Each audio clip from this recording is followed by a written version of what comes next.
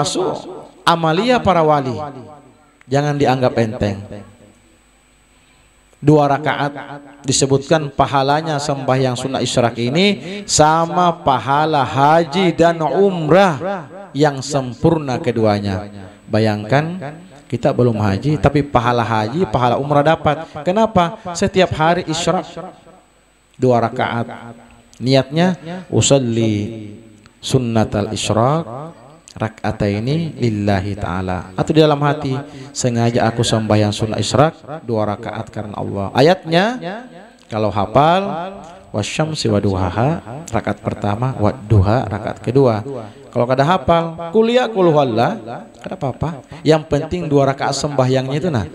Mau ayatnya apa terserah, yang penting 2 rakaat. Kemudian apabila sampai 1/4 hari, ini perjalanan ibadahnya guru kita daripada waliullah Syekh Muhammad Saman, maka bangkitlah ia sembahyang sunnah duha. Nah, sembahyang duha ini juga amalia daripada para wali-wali. Bahkan Rasulullah itu mewajibkan dirinya sembahyang duha. Ada 3 yang diwajibkan Rasulullah dirinya, sementara kepada umatnya sunnah saja. Di antaranya an-nahru, berkurban. Nah, sebentar lagi kita masuk di hari kurban. Ini malam tanggal 1 Zulhijjah. Kalau bagi Rasulullah kurban itu wajib baginya, diwajibkan dirinya berkurban. Yang kedua al-witru, sembahyang sunnah witir, Rasulullah wajib. Yang ketiga ad-duha, sembahyang sunnah duha, wajib bagi Rasulullah. Adapun umatnya sunnah. Nah, sembahyang duha ini sebanyak-banyaknya 12 rakaat. Yang terabdal itu 8 rakaat. Paling sedikit 2 rakaat. Haruskah sekaligus? Kada juga. Misalnya 2 rakaat, kena pulang disambung sampai duhur waktunya. Duha ini. Nah, ayatnya sama tadi, wasyamsi waduha, kemudian wadduha rakaat kedua. Kalau kada hafal, apa yang kita bisa bacakan aja. Nah, sembahyang duha disebutkan dalam riwayat ini adalah sembahyang kesugihan dan mempermudah datangnya rezeki. Itu dari doanya sudah ketahuan. Doa paksaan. Tapi yang menyuruh membaca doa Allah juga, kada masalah. Ya Allah, in kana rizqi bis sama fa anzilhu. Kalau rezeki ulun di langit, maka turunkan ya Allah. Wa in kana fil ardi fa akhrijhu. Kalau masih di bumi di bawah, maka naikkan ya Allah. Wa in kana ba'idan faqarribhu. Kalau rezeki ulun masih jauh banar, parakakan ya Allah. Wa in kana qalilan fakathirhu. Kalau rezeki ulun sedikit, banyak ya Allah. Wa in kana haraman fatahhirhu. Kalau ada haramnya, halalakan ya Allah. Jadi termasuk sembahyang ini sembahyang kesugihan, laporan kepada Allah sebelum kita mencari rezeki Allah. Nah, itu gawian daripada waliullah Syekh Muhammad Saman radhiyallahu anhu. Kemudian selain daripada itu, mereka membanyakkan puasa sunnah.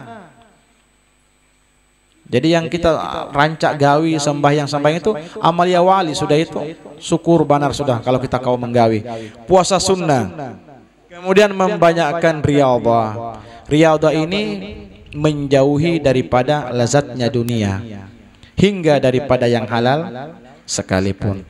Nah, seperti itulah diantara kebiasaan daripada aulia Allah Syekh Muhammad Saman radhiyallahu. Semua yang kita bicarakan tadi itu waktu masih kecil, belum balik, sudah seperti itu.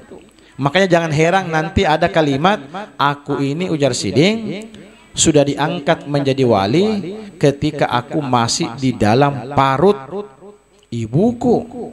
Seperti apa dalam parut sudah diangkat. Artinya makanan minuman yang dikonsumsi oleh kedua orang tuanya sudah dijaga. Di antaranya seperti itu penafsirannya. Dari mana diangkat? Karena makanan minumannya dijaga tadi. Nah, kemudian kita masuki dari perkataan. Ini ada ungkapan-ungkapan, ada wasiatnya nanti. Di antara perkataan Tuan Syekh Muhammad Saman radhiyallahu anhu, man akhadha anni fala budda an tajzibahu yadul inayah walau indal mamat wa tukhsana khawatimuhu wa yakuna min ajilla'is su'ada. Barang siapa yang mengambil tarekah, tarekat ini jalan. Seperti kita menuju ke tempat ini, tarekat sudah. Kemana piang? Hendak bertarekat. Tarekat kemana? Ke majelis mujahid. Itu jalan sampai ke sini. Yang kita baca ini apa? Tarekat. Ini jalan bagi kita. Kalau kita amalkan duha, kita amalkan isyraq, berarti kita bertarekat dengan sembahyang tadi. Jadi jangan terpakau dengan tarekatnya. Tarekat itu jalan. Dan jangan menyalahkan tarekat orang, karena kita semua sama-sama berjalan.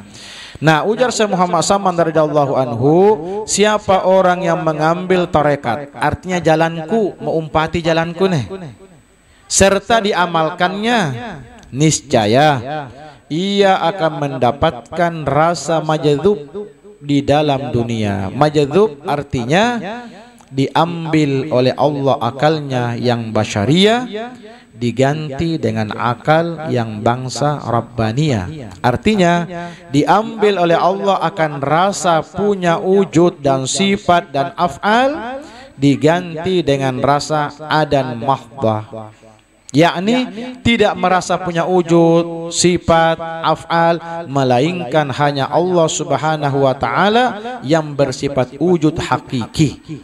Nah, ini hubungannya dengan sifat 20 yang sudah sering kita baca.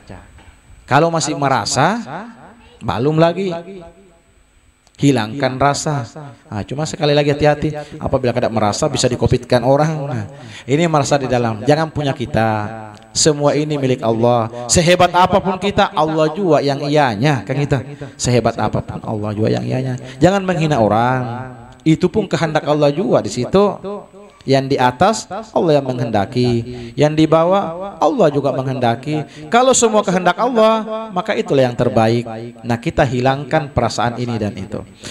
Nah, kemudian ujar Sidin, jikalau tidak didapatinya rasa majdzub, majdzub tadi diambil sifatnya pada awal umurnya, niscaya akan didapatnya nanti pada akhir umurnya, sekalipun hendak sakaratul maut. Lagi pula orang yang mengambil tarekat daripada Syekh Muhammad Saman, Allah akan meluaskan rezekinya yang halal dan mendapat kebajikan pada kesudahannya, dan jadilah ia daripada orang yang dapat kemenangan nanti di dalam akhirat. Nah, itu diantara keistimewaan tarekat Samaniyah nanti.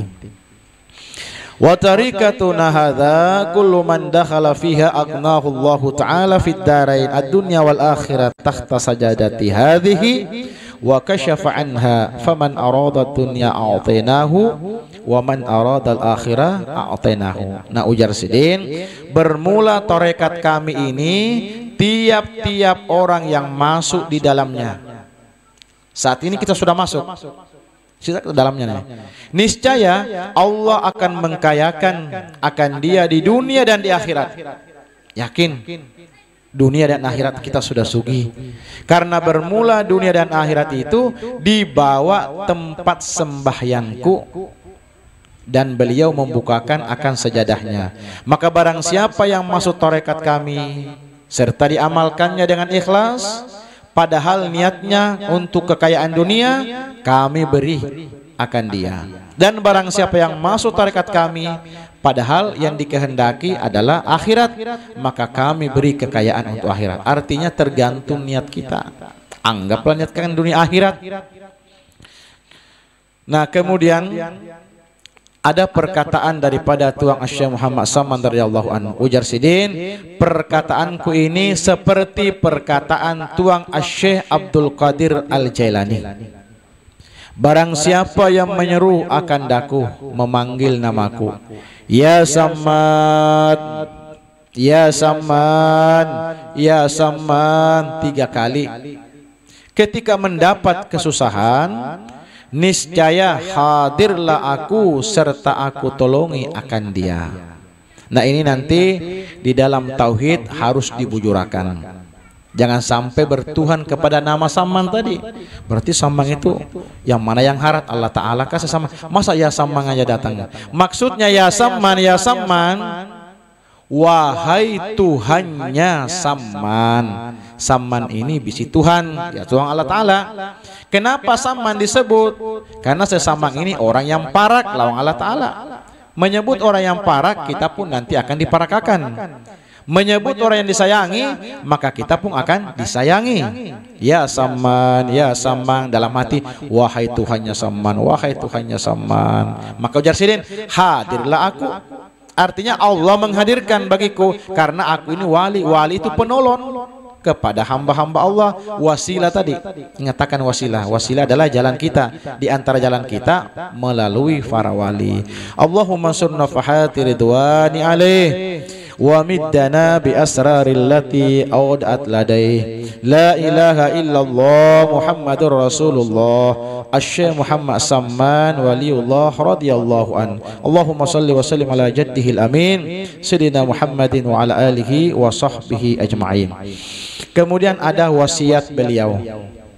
Wasiat mudah-mudahan kita bisa amaliakan dan insya Allah kita hafal semuanya.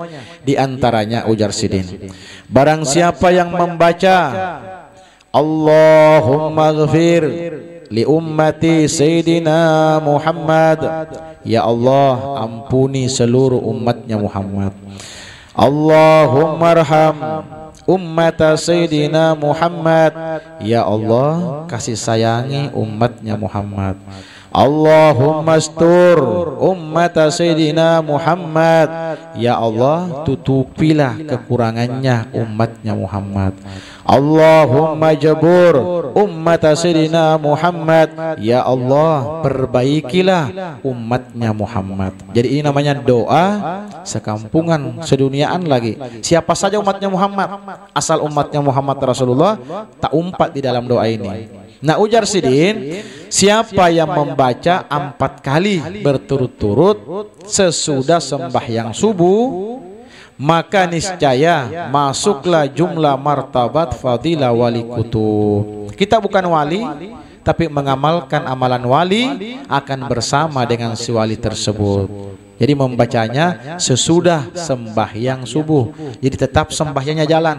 Ada juga aku membaca aja, tapi sembahyangnya belum. Sembahyang dulu karena sesudah sembahyang subuh. Nah, kata Sidin atau Syekh Muhammad Samman, tiadalah naik pangkatku kepada Allah Subhanahu wa taala melainkan sebab aku mengekalkan membaca doa ini. Jadi diantaranya yang menjadikan pangkatku tinggi di sisi Allah berkat doa tadi. Tiap selesai salat subuh 4 kali berturut-turut dengan tiada diselingi perkataan dunia. Tambahannya lagi, jangan sampai ada panderan-panderan dunia. Nah kemudian wasiat selanjutnya, lazimkan olehmu segala muridku sembahyang 5 waktu berjamaah, sembahyang Jumat, membanyakkan zikrullah dan melazimkan musyahadah wahdatul af'al. Satu yang berbuat, apapun yang terjadi kehendak Allah. Wahdatus sifat, satu yang punya sifat. Wahdatul zat, satu yang punya zat. Jadi selain daripada itu, membanyakkan membaca Al-Quran. Nah ini amalan Sidin. Jam berapa sudah ini? Jam 10. Biasanya jam 10 terakhir. Lagi 5 menit lagi. 5 menit. Siapa yang bertanda itu jarang. Allah juga berkehendak. Jadi kita kena kau sarik ya. Lain kehendak kita. Jadi Sidin wahdatus sifat. Kena ada pengertiannya. Mudah-mudahan nanti pertemuan selanjutnya. Wahdatul afal itu apa? Apal itu apa? Gerang apal itu. Apal itu perbuatan. Sifat-sifat, sifat Allah. Zat Allah. Asma Allah. Nah inilah yang siang malam yang harus kita rasuk di dalam diri supaya kita kada ta'akui ampun Allah Ta'ala. Kemudian membanyakkan membaca Al-Quran. Al-Quran tetap dibaca. Membaca selawat, disebutkan orang yang membaca Quran parak lawan Allah Ta'ala. Orang yang membaca selawat parak lawan Rasulullah. Membanyakkan beristighfar, memperbanyak bersedekah, menyampaikan hajat segala manusia, menolongi hamba Allah ketika mendapat kesusahan, baik kesusahan dunia ataupun kesusahan akhirat. Karena ujar Sidin, segala yang tersebut itu sangat memberi bekas di dalam hati dan menambahi kekuatan di dalam mengerjakan segala ibadah dan keyakinan serta keimanan kita kepada Allah Subhanahu wa ta'ala. Nah, kemudian ada karamat Sidin. Nah, kita ambil karamatnya. Nah, kita ini terfokus kepada karamat. Hendak berkaramat kada usah. Al istiqamah khairun min alfi karamah. Istiqamah itu lebih baik daripada 1000 karamat. Misalnya piang kada usah ngalih-ngalih berkaramat Sidin. Kenapa? Setiap malam Ahad habis Isya Sidin datang tarus. Itu karamat sudah piang itu. Berkaramat sudah piang itu. Berkaramat sudah. Karena istiqamah. Kada usah angan-angan hendak terbang. Wah, ini ada pesawat sudah mengalihi terbang. Panas malam pesawat aja. Hendak berjalan jasa banyu ngalih, cari perahu di situ nah. Nyaman lagi bayong. Nah, jadi wah ini jangan kada usah ngalih-ngalih. Hendak satu mat di sana. Terus ada HP, wah ini ada HP. Apa ngalih-ngalih? Satu mat aja. Kada ada wah ini semuanya. Jadi yang kita inginkan ini adalah bahwa karamat ini bukan tujuan bagi kita. Nah, di antara ujar Sidin karamat Sidin nah. Di antaranya bahwa dihabarkan oleh Muhammad Shalih Asy-Sya'ab Al-Madani, ketika aku di Mekah, perempuanku hendak beranak dengan sangat susahnya dan hatiku sangat takut. Kemudian setelah habis ikhtiarku, aku baca Fatihah, kemudian aku hadiahkan kepada tuang Syekh As-Sayyid Muhammad Saman, kemudian aku baca tawassulnya, ada tawassulnya hingga sampai kepada bacaan waj'al lana min kulli dayqin faraja wa kullu hammin wa bala'in makhraja. Setelah aku hendak membaca sambungannya, tiba-tiba aku melihat tuang Syekh As-Sayyid Muhammad Saman hadir di hadapanku dan berkata kepadaku, ulangi olehmu. Artinya ulangi pulang itu. Waj'al lana min kulli dayqin faraja. Allah menjadikan setiap yang sempit jalan keluar, setiap yang duka cita bala ada jalan keluarnya, termasuk anak dalam parut kawa keluar. Kan itu intinya itu. Dinisbahkan gitu. Ulun disuruh mengulang-ulangi, maka aku ulangi beberapa kali, maka ulangilah bacaan itu dan beranaklah perempuanku dengan mudah berkat karamat tuang Syekh As-Sayyid Muhammad Saman radhiyallahu anhu. Tapi wah ini berkaramat Sidin, belum sampai waktunya keluar sudah operasi tuan sudah ini mencari harinya apa-apa, jadi ngali juga sudah wah ini belum sampai hendak berkaramat Sidin. Nah, kemudian satu lagi kita ambil 2 karamatnya. Di antaranya lagi bahwa Syekh Muhammad Saman disebutkan bahwa Syekh Abdullah Al-Basri ia dipitnah melakukan perbuatan yang salah, padahal bujur, tapi disalahkan orang. Biasa aja. Kalau bujur dibujurkan orang biasa, ini salah, bujur disalahkan orang, yang itu yang luar biasa. Kalau sabar orang bujur, orang baik dibaiki biasa. Yang luar biasa itu orang salah dibaiki. Memaafkan orang yang tidak salah biasa. Ini nyata-nyata salah, dimaafkan. Memang harus seperti itu. Ulun maafkan piano, iya karena ada salah. Nah, jadi Sidin ini difitnah sehingga dipenjara, dirantai dengan rantai besi di lehernya. Bayangkan bahari rantainya di penjara pada malam 17 bulan Ramadan, 27 Ramadan. Di mana? Di Makkah Al-Musyarrafah. Pada pintu yang bernama Babus Sa'adah. Karena orang bahari itu menghukum di masjid, memutuskan perkara di masjid, makanya masjid serbah segalanya. Manakala waktu Isya, ujar Sidin, aku di penjara sudah, dirantai sudah, tapi begitu masuk waktu Isya, dibacanya tawassul Syekh As-Sayyid Muhammad Saman. Ada tawassulnya lagi dibaca. Bacaannya, ya Rabbi waghfir lil ubaidi jani Muhammadis Syahir bis Saman. Lalu berteriak sehabis-habis suaraku, ya Saman, ya Saman 3 kali. Jatuhlah rantai itu dari leherku. Setelah itu dirantai lagi hingga 3 kali pada malam itu. Habis dirantai tak buka pulang, dirantai pulang tak buka pulang, dan setiap kali membaca tawassul yang tersebut, setiap kali itu pula jatuh rantai dari lehernya. Dan akhirnya diketahui orang bahwa ia adalah murid dari Tuang Asy-Syaikh As-Sayyid Muhammad Samman. Maka dibebaskanlah ia dari penjara dan diberi hadiah. Ketahuan orang sudah. Maka ketika ia duduk di pintu Ziyadah namanya, yaitu pintu Masjid Makkah, ia ditanya orang, ditakuni orangnya, apa yang engkau lihat di waktu engkau di dalam penjara? Maka dijawab oleh Sidin, nah, ini musyahadah namanya. Memang tempatnya di penjara, tapi hatinya bebas. Hatinya bersama Samman, awaknya aja di penjara. Nah, jadi ujar Sidin, apa yang pian lihat di dalam penjara? Ujar Sidin, ketika aku berteriak, ya Samman, ya Samman, ya Samman 3 kali, maka aku lihat Tuang Asy-Syaikh As-Sayyid Samman berdiri di hadapanku seperti sedang marah. Lalu aku tersungkur dan aku lupa diri. Manakala aku sadar, aku lihat rantai itu sudah jatuh dari leherku dengan berkat karamat Tuang Asy-Syaikh As-Sayyid Muhammad Samman radhiyallahu an. Dan setengah daripada karamatnya lagi, kalau ada hajat kita, apakah itu hajat urusan dunia ataukah hajat urusan akhirat, maka hadapkanlah hati kita kepada Allah Subhanahu wa taala, kemudian kita baca tawassulnya, maka yakin dengan berkat karamat Tuang Asy-Syaikh As-Sayyid Muhammad Samman jadi mudahlah, dan ini termasuk amalan yang dimujarrabkannya. Adapun sifat-sifat daripada Tuang Asy-Syaikh Muhammad Samman, tinggi badannya sedang, bulu janggutnya tipis, mulutnya seperti huruf mim, warna kulitnya putih bercampur kemerah-merahan, dadanya lebar, suaranya nyaring, dan lagi beliau adalah orang yang sangat takut kepada Allah. Jadi takutnya hanya kepada Allah, selain daripada Allah kada ditakuti, karena yang ada hanya Allah. Orang beriman kan seperti itu, yang ada hanya Allah, berarti yang ditakuti Allah juga.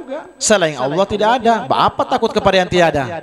Air matanya mudah menetes, wibawanya besar, doa-doanya dikabulkan oleh Allah, akhlaknya sangat mulia, dan beliau selalu musyahadah kepada Allah di dalam kebanyakan waktunya, sehingga gelar beliau yang sangat masyhur Asy-Syaikh As-Samman. Artinya Samman adalah orang yang memberi makan bagi segala ruh murid-muridnya dengan makanan-makanan ilmu ma'rifah kepada Allah Subhanahu wa taala. Maka jadilah hati muridnya penuh dengan ilmu ma'rifah. Walhasil bahwa keutamaan Tuan Asy-Syaikh Muhammad Samman sangat banyak, perilaku utamanya sangat nampak, bahkan lebih nampak daripada matahari di waktu zuhur. Dan beliau berpulang ke rahmatullah itu pada hari Arba tanggal 2 Zulhijjah pada tahun 1189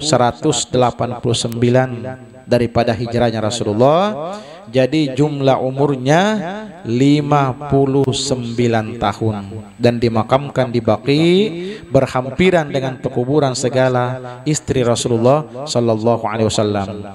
Nah, maka barang siapa yang melazimkan membaca manaqib Tuang Asy-Syaikh Muhammad Samman pada tiap-tiap tahun sekali, apalagi berkali-kali, serta bersama-sama dengan orang banyak seperti yang kita lakukan saat ini, membaca Al-Quran, bertahlil, bersedekah sekedar kemampuan, kemudian diniatkan hadiahnya, pahalanya kepada Tuan Asy-Syaikh Muhammad Samman, apalagi jika dikerjakan pada hari wafatnya, niscaya Allah akan meluaskan rezekinya yang halal serta dibukakan hatinya kepada jalan akhirat. Dan lagi Allah Subhanahu wa taala akan menyampaikan segala hajatnya, sama hajat urusan dunia ataukah hajat-hajat urusan akhirat. Nah, mudah-mudahan kehadiran kita di tempat ini dengan mendengarkan manaqib seorang aulia Allah, Allah Subhanahu wa taala mengelompokkan kita bersama dengan para wali-walinya. Amin ya rabbal alamin.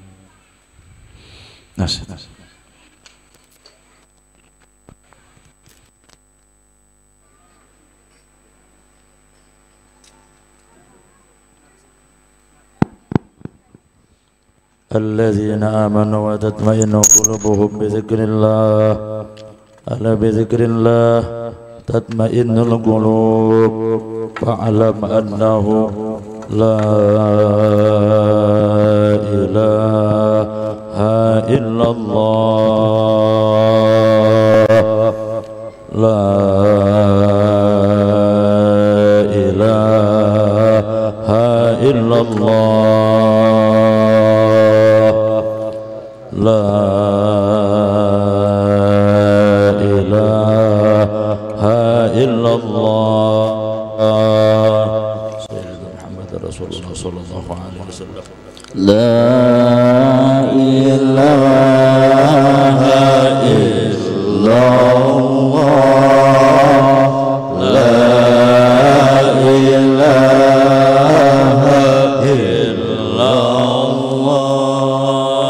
illallah, la ilaha